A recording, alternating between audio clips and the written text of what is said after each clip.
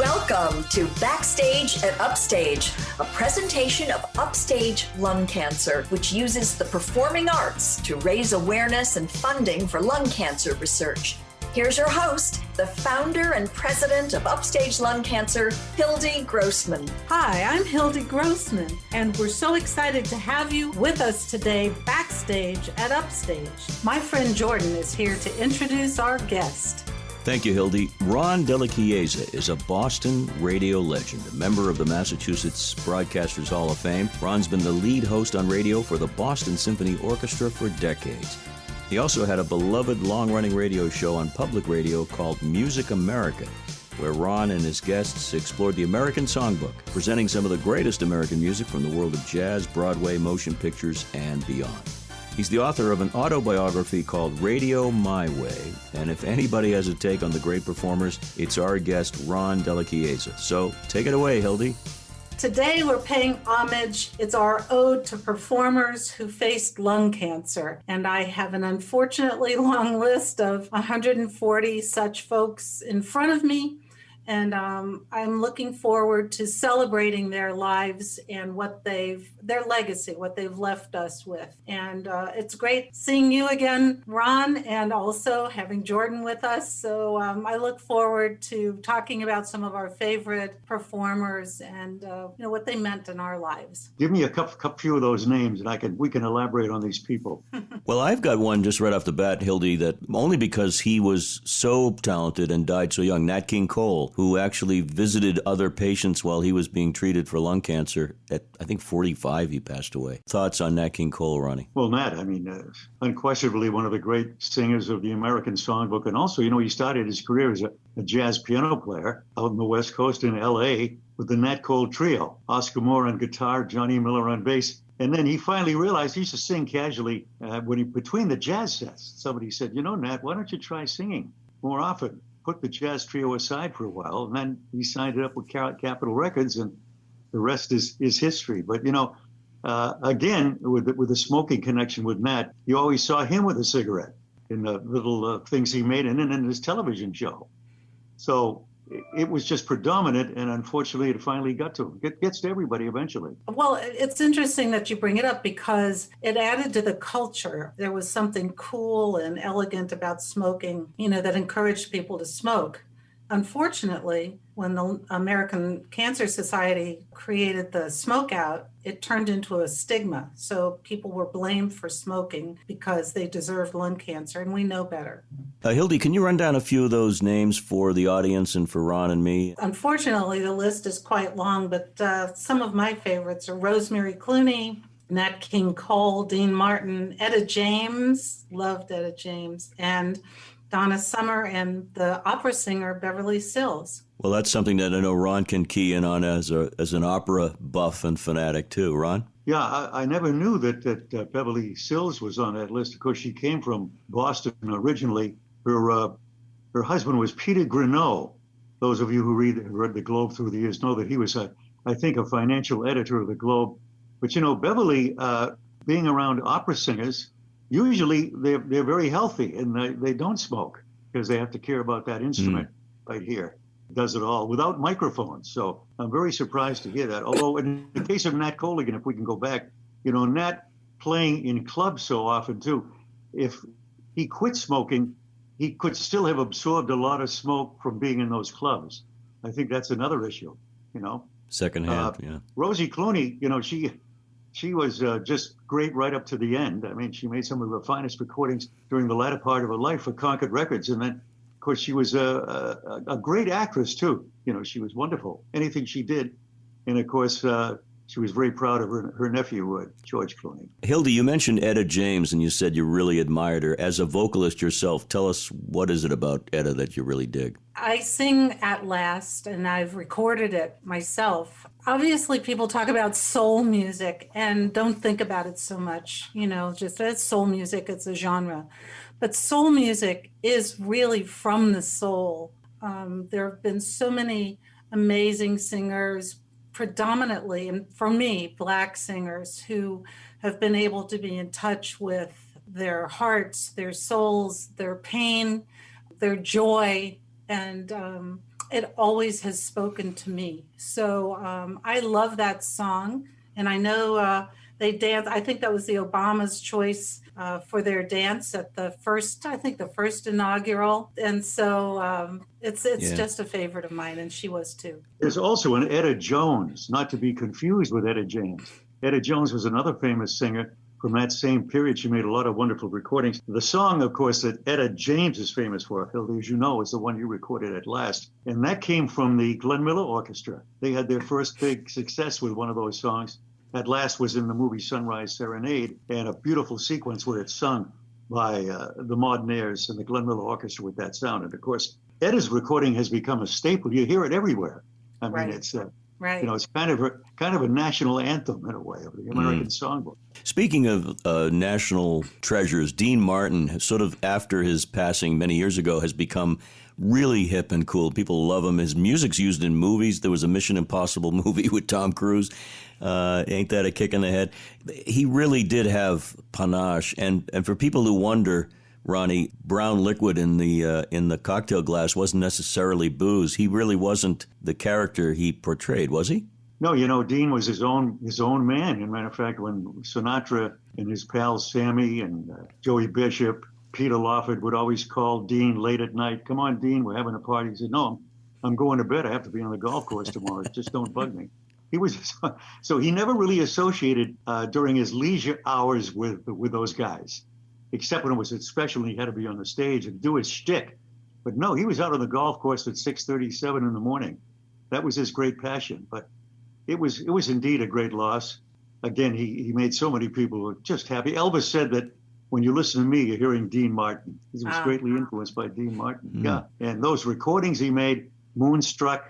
That's Amore. Boy, I remember when that hit the charts. It just stayed on the charts for week after week, and it was Dino all the way. You know, and his voice is so recognizable. You can't mistake Dino. Right. Dino Crescetti. Very smooth. Wasn't he from Cleveland, Ohio? I think somewhere. He in was Ohio. from Steubenville. Yeah, Steubenville. Every year in Steubenville, there's a Dean Martin weekend festival, where you go around to places he worked, the bars he worked at. He was a bartender. He was a crooner, a singer. He was a real hustler during those days. Pretty good actor, too. And people, poke fun at his sort of laid-back style. But he appeared in a lot of films with John Wayne and Matt Helm and those great detective knockoffs. I mean, he was a pretty busy guy. Remember the disaster movie that he starred in, Ronnie and Yes. Hildy? Probably the first official disaster film of its kind. What was it called? It was called Airport in 1970, and wasn't he the pilot of the plane? And Van Heflin really? had the bomb, and Helen Hayes won the Academy Award. Why do I know gosh. this? I don't know. It's great, though. It's great. I think I've told both of you. My father, I grew up in Cincinnati, and right outside of Cincinnati, in Southgate, Kentucky, was a nightclub called the Beverly Hills Country Club. And my dad was one of the owners of that nightclub. And Martin and Lewis, Jerry Lewis and Dean Martin, performed there early in their career. And at one point they ran up to my dad and said, hey, we just got a call from Hollywood, and we'd like to go make this movie. They want us for this movie. And when we do, we're going to be big stars. And we will come back to Beverly Hills Country Club and perform for the following week at the same pay as now. How about it? So my dad says, sure, go right ahead. Unfortunately, they never returned. So I don't know what to make of that, but I guess Hollywood went to their heads. Sam Giancana and the mob crowd, I think up near Chicago somewhere, they had this nightclub, and Dean and Frank had promised, and Sammy, that they would appear for him, and there were no questions asked. They went up and did the show, and it was recorded. I know that we've had that recording in our library. Jordan, you have it too. I do. It's a great one. It's live. But they were singing because they couldn't refuse that offer. I was going to say, I don't think my dad had the same level of persuasion. Or the same muscle behind them at that point.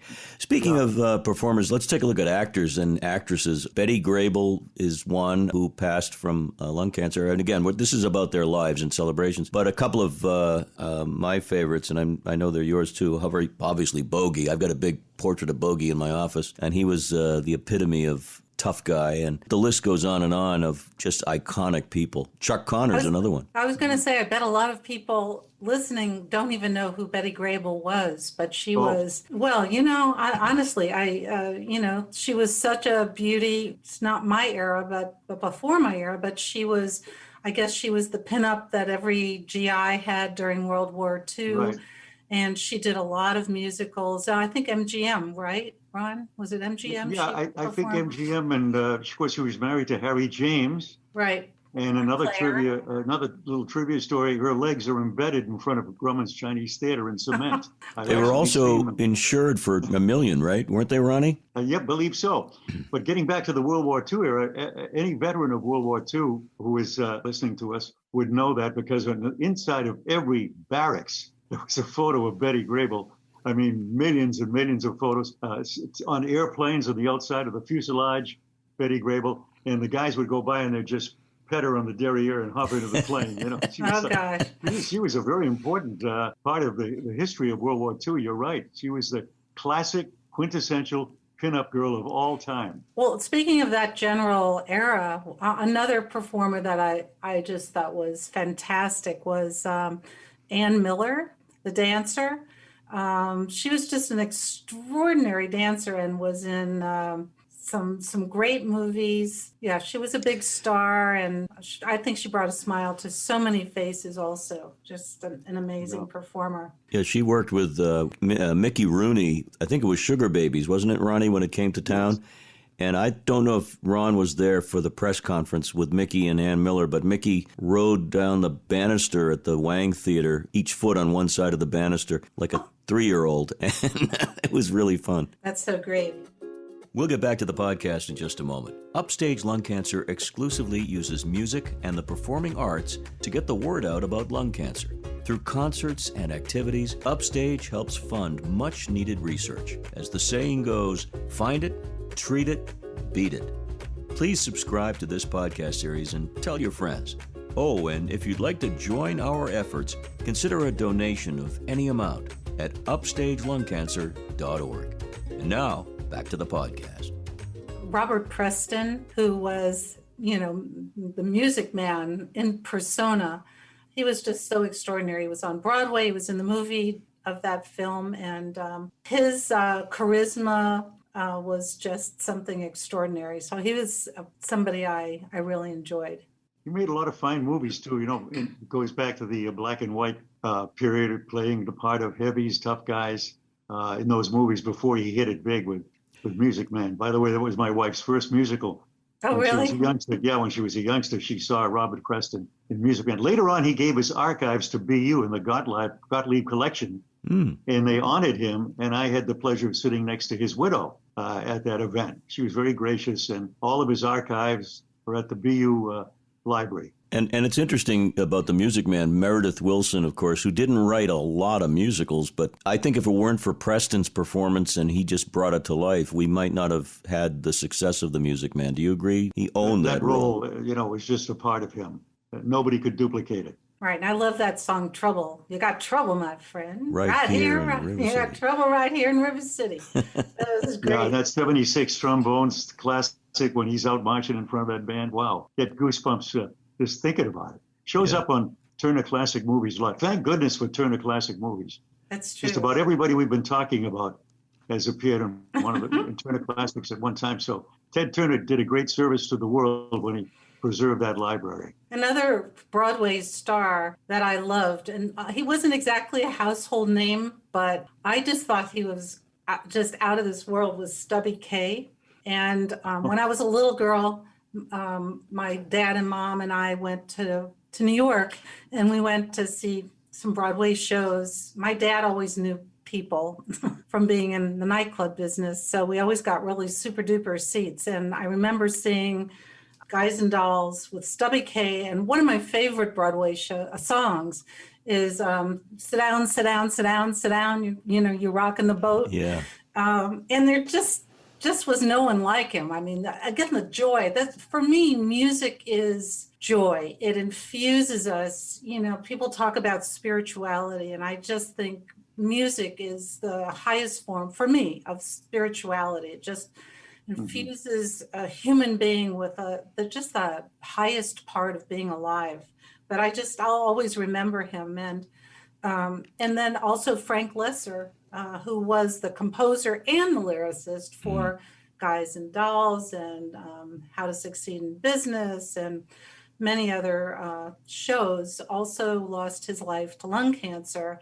And I love Frank Lesser. And we did an ode to Frank Lesser one year for Upstage Lung Cancer. Every fall we do a concert and we honored Frank Lesser. And I had read a book that his daughter, Susan Lesser, wrote about her father.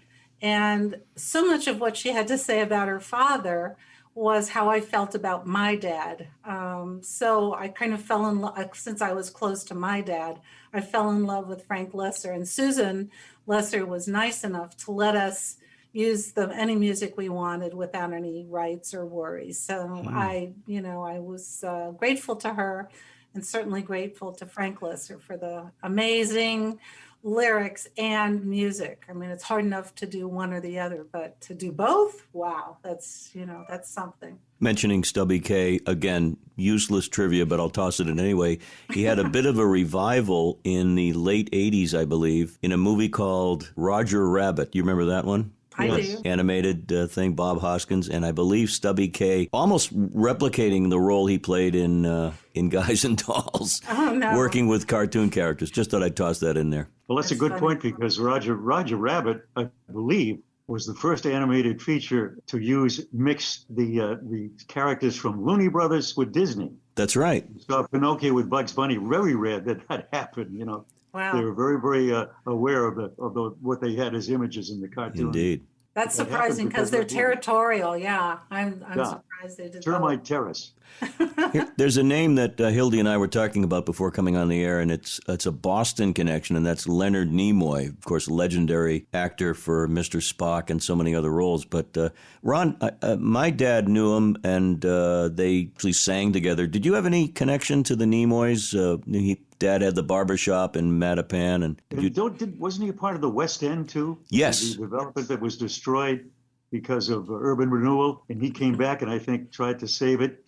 He did. He did some fundraising and some films and some narration and so forth. But great talent, and just from the streets of Boston, from the streets of Dorchester. Mr. Spock on Star Trek was certainly one of the big favorites of that show. There's no question. I know Ron, you were talking about old movies, and one of the people on the list who was amazing is Buster Keaton. It turns out this year he'd be 125 years old if he had lived. And he was just amazing. I don't know that people know he was an actor and a comedian. He was a director and a producer. He was also a screenwriter. He did his own stunts. And it turned out years later, I guess he went for some general physical. And because so many of the stunts in these early, silent films were just, horrific, turned out he had a cracked spinal, his spine was cracked, and he had no idea that was true. I remember reading that Houdini gave him his nickname of Buster. His name, I guess, was Joseph. But I thought that was kind of cool, that connection. I guess Houdini was friends with his father.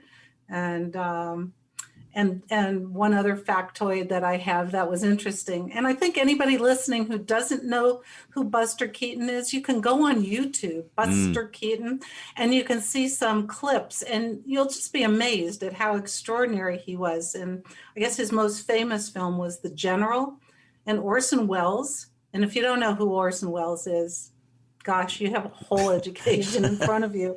But Orson Welles said that it was one of the greatest films that was ever made, and that he saw Buster Keaton as the greatest clown ever in cinema. So our hats off to celebrating his life and his legacy today.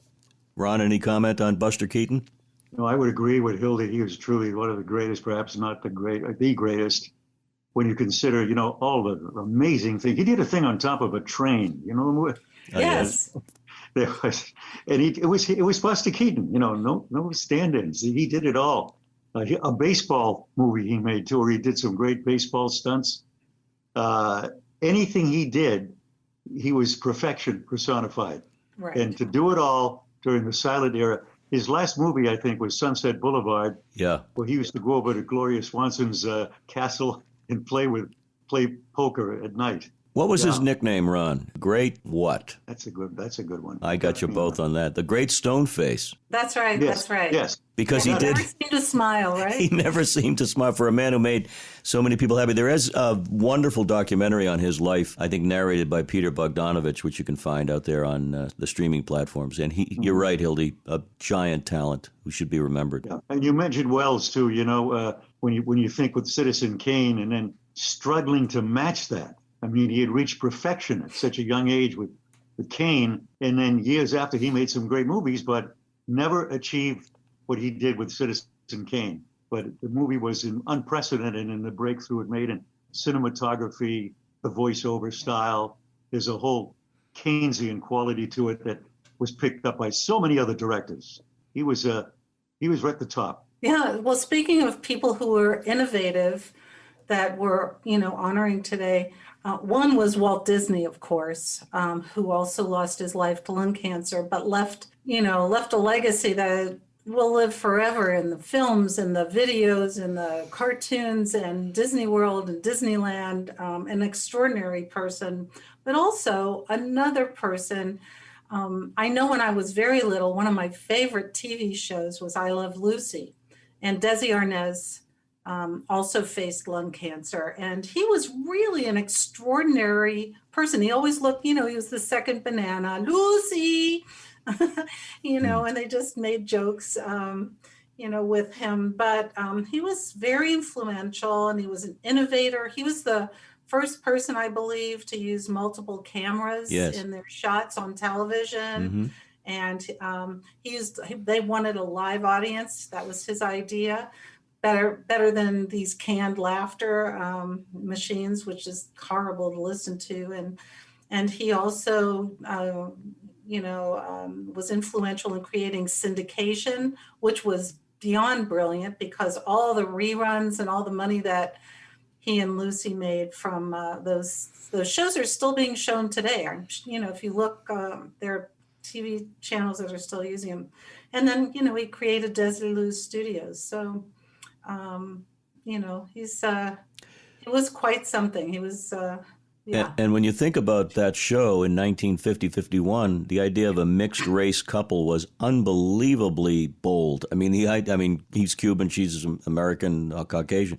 And somehow they convinced CBS and the sponsors that this would work, and boy, did it ever. Although they wouldn't let them sleep in the same bed, right? Well, nobody did. Even though they were a husband and wife team, you had to have separate beds. You're right. Yeah. I think Ralph Cramden and Alice might have slept in the same bed because we never saw the bedroom, Ronnie. Oh, right. No. Well, speaking of television, just recently we lost Larry King. And you guys must have some feelings about Larry King, who also faced lung cancer. Yeah, well, he started his career in Miami Beach, old Miami Beach. And I believe his first interview, I heard this talked about recently on CNN when they did a massive tribute, was in Wolfie's famous Jewish delicatessen, I think on Collins Avenue. They had a microphone there and he was doing a talk show on radio, a very early talk show, one of his first. And his first guest was Bobby Darin. I just found out. But there was also another side of Larry King in a book on Miami Beach I have down in my collection, that apparently he ran into some trouble with his finances down there.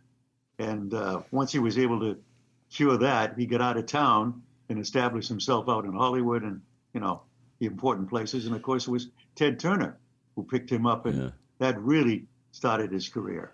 But the beginning was in old Miami Beach at Wolfie's. He was which I think is still there. It is, yeah. Wolfie's with Alexa the bagel, you can't go wrong. A schmear. I go to Wolfie's all the time. Their favorite place. They know who I am. I know who I am. You know who you are. This guy is a great, great man. I'm telling you, we're going to do dueling Jackie Masons if this keeps up. But God. But getting back to Larry for a second, would you guys agree that he was one of the last of the Damon Runyon style, raconteur style, the suspenders and eating in the deli every day with his friends and knowing comedians and knowing gangsters and all that? I will agree. However, there's one other personality I'm going to mention right now. I believe who was on the same par, but was totally a New York guy, and that's Joe Franklin. Oh, yes. Remember Joe Franklin? I do, yes. I don't. No. Thousands of people, all New York people, backstage technicians, guys that ran the lights.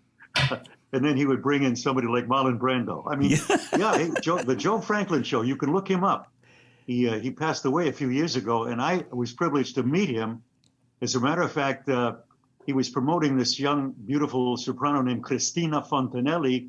And I picked up Joe Franklin, and we took him over to hear Christina in a concert in New Jersey. But he was the quintessential New York guy. I mean, one of the many Damon Runyon type characters in New York that nobody seems to talk about or remember. But I do remember Joe Franklin. You can Google him, look him up. You'll see him. Ronnie's right. He would have Marlon Brando on, and then in the next segment, his dentist would come in. Joe's dentist, not Marlon's. Maybe both of them. I hear his office was like an archive. I mean, there was everything in this little office, down around off 42nd Street. He'd walk up, take an old elevator to his office, and the place would be just jammed full with everything all around him, but he could find everything. Joe Franklin. Yeah. That's funny. I'm glad we could talk about him because he's one of my unsung heroes. Yeah. Hildy, on the list, there are, and you mentioned a few in the introduction, but there are younger people who sadly we lost too young, and perhaps cigarette smoking indeed was not even connected. And you mentioned Donna Summer, who was a Boston-bred gal who was the disco queen, and man, oh man, was she hot in the 70s and early 80s, and then sang gospel and came back and did disco. Another one is Andy Kaufman, who... Right, Latka. Lutke is what we have on Hanukkah. Getting back to Jackie Mason here. Latka, that's right, something like that. But he was Taxi, on his TV show, right. Taxi. But he had a brilliant sort of flame-out career that... He was a bizarre performer, but he stands out. People still remember him today. Anyway. Well, and he did. He died very young, which was a huge loss for TV and Hollywood, and who knows where his career could have gone. I'm sure it would have just continued to skyrocket. He was quite a character. Yeah, very lovable. Really? But I was thinking of other television personalities was Ed Sullivan, who also faced lung cancer. And I don't know, there may be people who don't know who Ed Sullivan was who are listening. I know, it's just true, but he was extraordinary. And I guess, I did a show once on early television. And so it was just a lot of fun to be able to look at some of the old is it kinescope? Kinescopes, yeah. Yeah, of some of the early TV shows. But Ed Sullivan was quite something, and he would have anyone from Topo Gigio, the little mouse, a little puppet, to like the Brazilian marching band, 10,000 people, to the Sinatra, to every great performer. And I remember reading about him, and that he and his wife, I think her name was Sylvia, they lived in a hotel.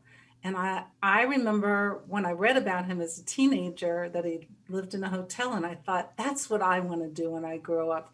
How cool would it be to live in a hotel? You could get room service, and it just seemed magical to me. I've kind of lost that aspiration, but I do remember that. He's a very powerful influence in television because, he broke the Beatles, Elvis, he put them on when they were very controversial. And he always looked very uncomfortable on stage. He wasn't really meant to be a host. And he would frequently get lost and mix up, who he was going to introduce. One classic Ed Sullivan story, he brought on Connie Francis and she sang. Then she came back out for her bow and he says, ladies and gentlemen, it's Connie Francis. Connie, come here for a minute. Is your mother still alive? Oh, God. Is your mother still dead? something like that. And Yeah. they printed it because he was always struggling. Yeah. Is your mother still dead? Yeah. Oh, no. Is your mother But he had Senor Wences on, too. He made his career. And, of course, the theater is the Ed Sullivan Theater now, right? where all the shows come out of. Where David Letterman did his show for decades, as a matter of fact. Yeah, and this is just, again, inside performance baseball stuff, but every comedian who did voices would do Ed Sullivan in the 60s and 70s, right, Ronnie and Hildy? That's right. And you had some really great ones. My favorite, well, there were two. One is still with us, and a brilliant guy, John Biner. I don't know if you remember that name. Very good Ed Sullivan impressionist who did it, I guess, did the show maybe 30 times, so he got to know Ed intimately. And the other one was a fella named Will Jordan. Do you remember that name, Ron? Oh, yes. Great Oh, my God. What an amazing ability to capture Ed Sullivan with the jerky movements and the voice, of course, and the whole thing. It was just brilliant. But you're right. It was a very eclectic show. Sunday nights with Sullivan, millions of people, the television set was tuned on. They planned their entire day around him. And he'd have, like, Polish dentists who were going to drill for you. And you'd bring on Maria Callas, Oh, God. Totally a mixed bag, but it worked. It worked. Yeah, crazy. That's hilarious. Again, there's so many, and it would be such a pleasure to honor each and every person who faced lung cancer, and it takes a lot of courage. But one person that I think we could end with today is Leonard Bernstein, the great Leonard Bernstein, who I'm sure Ron has some stories about. But we, Upstage Lung Cancer, did a fall concert in which we performed Leonard Bernstein music. And it was funny, when I was preparing for that show, there used to be a coffee shop near my house. I won't put in a plug for them, but a coffee shop near my house. And there were young people who were working there. And so I said, we're going to honor Leonard Bernstein. And I got I'm sorry, I don't know who he is. And so to me, that's just a sad comment about, life goes on and we meet new people and we learn new things. But I know my daughter, Michaela, for example, can tell you all kinds of people who lived in the 20s, performers, et cetera, et cetera. So I think it's worth a show like this. I'm hoping people will hear some names and find interesting from our conversation that will want to learn more. So, any thoughts, memories about Leonard Bernstein, Ron? Well, Leonard Bernstein to me was always like a comet that streaks across the sky. You get one every 300 or 400 years. You can't categorize Leonard Bernstein. He was Mr. Everything. I mean, who else could write something like West Side Story and then conduct Die Valkyrie or Wagner or Beethoven or Mozart, then sit down at the piano and play Gershwin, then write a great book, musicologist, writer, humanitarian, somebody who was in the forefront of the civil rights movement. He was Mr. Everything. And when he came to Tanglewood, I was privileged to be there for his 75th birthday celebration. And it was such a spectacular event. People for months and years afterward were talking about it, and they had these T-shirts printed, "I survived Lenny's 75th." Everybody was there, and he loved everybody. He was so giving in how he felt about his musicians. At the end of the performance, he'd go around and hug everybody around the podium and kiss everybody. I mean, his heart was so open that way. But the Lenny Bernstein will always be remembered as one of the truly unforgettable giants in everything he did. And where did he hail from? Was it Lawrence, Massachusetts? Is that where he came from? He was from Lawrence, and his father sold beauty products. Yep. Then he went to New York as a kid and got a scholarship at Juilliard or someplace like that. His big break came, he was playing piano someplace and conducting, and he got a call from the New York Philharmonic that the regular conductor was sick. I think it was Bruno Walter. And Lenny appeared, conducted the orchestra, and made the front page of the New York Times the next day. Bernstein, big hit with New York Philharmonic. And then he just went on and did all those great things. Wow. The great American story, right? Yeah, truly. Well, I want to thank both Ron and Jordan for making this a pleasurable time on our podcast tonight. And just to say thank you, and thank you for your stories. And, we hope that we inspire our listeners to learn more about lung cancer, and certainly to honor those. We've talked about well-known folks, but obviously there are people in all communities and under all circumstances who face this disease. And it takes courage, it takes love. We want to remember all who have faced this disease. So thank you so much for being with us. To find out how you can join Upstage Lung Cancer in raising awareness and funding to beat lung cancer, visit our website, upstagelungcancer.org. We invite you to subscribe and download our podcast, available on all platforms. And we love reviews and ratings. After all, we're showbiz people.